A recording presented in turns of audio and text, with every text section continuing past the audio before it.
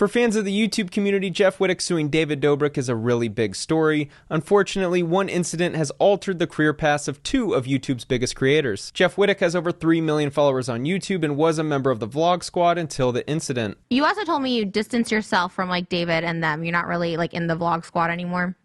Well, I was in a bad accident, so I've been recovering. Was that in Utah? Quarantine, stuff like that. David Dobrik is the leader of the Vlog Squad and utilized his group of friends on the way to amassing a media empire with over 56 million followers combined on the 3 biggest platforms. David's YouTube career changed when Rona hit, as he was hindered on his ability to film his vlogs with his group of friends. It's been a while. I haven't posted in a while. I'm still not going to. David released a video titled "We Can't Believe This Happened" on April 24, 2020, and wouldn't release a video for a long time after. On June 25, 2020, David and the Vlog Squad were in Provo, Utah, filming a bit when this happened. The stunt involved David filming his friend swinging on a rope hanging from the excavator arm. If you don't follow the vlogging niche on YouTube, you may be wondering, why in the world are these young adults swinging from excavators? In the world of media and entertainment, you're constantly in a fight with yourself to one-up your last video. With David being at the top of the pyramid, he was always looking for ways to make content that was worthy of driving even more attention than before. Your eye was in Utah? Yeah, I don't really want to get into that. But it was a David bit, right? It was for a vlog?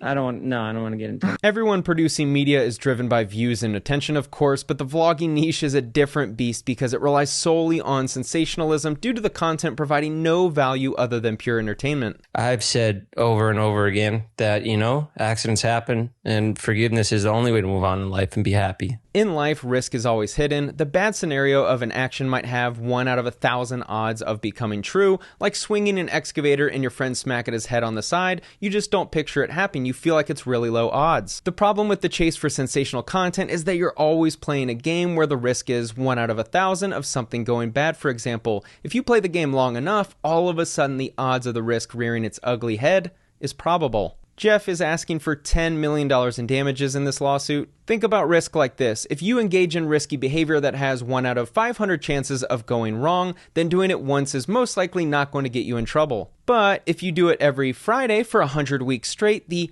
gone wrong scenario now has a 1 in 5 chance of happening, or 20%. Not good. This is how you have to think about risk. Jeff is also suing Dirt Gear Company along with David personally and David's LLC. I think what essentially happened in this incident is David had an idea for a bit in one of his videos that he thought would be entertaining and funny and went a step too far. Unfortunately, it looks like he didn't consider all of the risks involved. I almost passed away making a YouTube video. Would I do it again? Yeah. I thought it'd be really funny to jump a moped off a half pipe into a pool. David is known for pushing the line to make his content. At some point, the hidden risk is going to show itself. In the attention-driven economy we all fight within, many of us fall victim to our own success. With David, he was at the top. In order to maintain that position, he needed to constantly create exciting videos that benefited from his friends pushing the boundary. You kind of get a sense that you have to one-up yourself every time. You got to come up with a new idea, and that idea has to be better than your last video that you did last week. And that video you did last week, you put every single thing you have into that last video. The result is going one step too far and facing real-world consequences. Jeff was not just damaged, he nearly died. This was as serious of an incident as we've seen on YouTube from a creator. If you all want the full story and behind the scenes, I'd recommend watching Jeff's YouTube series on the incident, as it was incredibly well made and received universal praise. The reality is that Jeff is now suing his former close friend and content partner for $10 million. There's video footage, there were witnesses, and David has had a public history with having his friends do questionable stunts so he could benefit from the content. Jeff is suing for general negligence and intentional tort. There's no doubt that David acted negligently in this situation. Operating an excavator without a license while holding a camera to film a stunt doesn't exactly look great in front of a judge. Important question number 1, was a waiver signed by Dirt Gear Company to withdraw their liability from allowing an unlicensed operator from swinging people from their excavator? I don't know how well those little one-page waiver forms hold up in court, but if they didn't sign anything, then this isn't going to be a fun day for them. Important question number 2, did David have general liability insurance to protect himself? David was probably pulling $150K to $250K per brand deal in his videos. He was making money, so I hope he was smart enough to get insurance, but will insurance cover a $10 million lawsuit from pretty obvious negligence? I don't know. He said that I wanted to swing around it. And wasn't Corinne on it first? He says it very vaguely, that it was like I wanted to swing around it. I saw Corinna swing on it a little bit like that, and then I was like, oh yeah, this looks fun. Swinging, just swinging, like a rope swing attached to a tree. not whipping the thing around 60 miles per hour. Important question number 3, did David swing other people before Jeff? From my eyes, if you were swinging people, then all of a sudden increased the intensity to a point where this injury was the outcome, then that is pretty obvious negligence.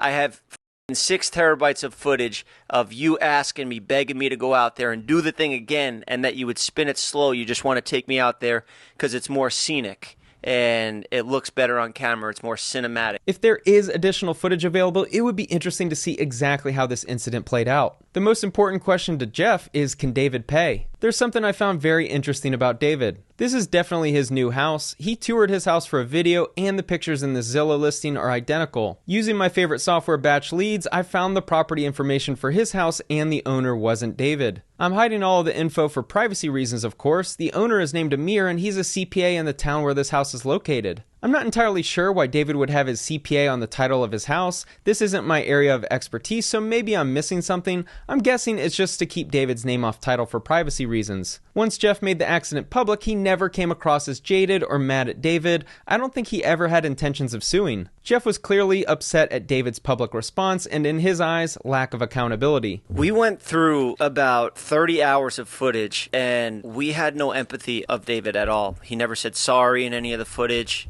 It was always him never accepting any blame for it. It was always him just no admission of guilt, and it felt very strategic. John R. Ramirez of Riverdale, California is representing Jeff in this case. The complaint appears light on details, as it appears more like a form with boxes checked than a complaint with a story, the details, and background as to why this lawsuit came to be. This lawyer claims to specialize in employment laws. Shout out to my buddy Dave Brooks at Billboard for pointing this out. Jeff was never an employee of David's and never got paid, so I'm not sure why Jeff hired an employment attorney. This was all to help you, bro. Like, yeah, the vlogs benefited all of our careers. It's not like we were employees, you know?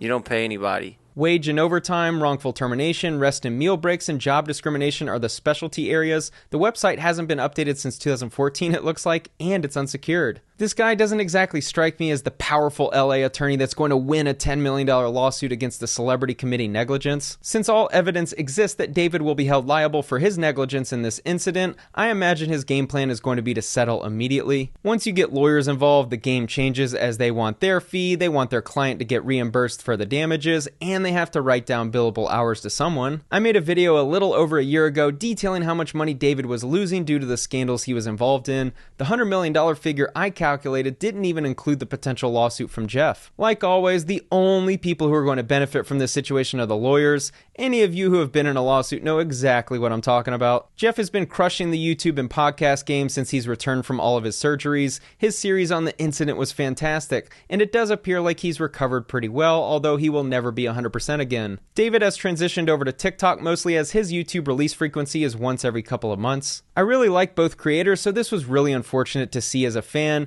David is basically getting canceled right now, and a lot of people are turning him into a villain, but I'll always say he was one of the best creators on the platform. I think this will ultimately get settled out of court quietly and quickly, as David will not want this lawsuit to go the distance. Thanks for watching.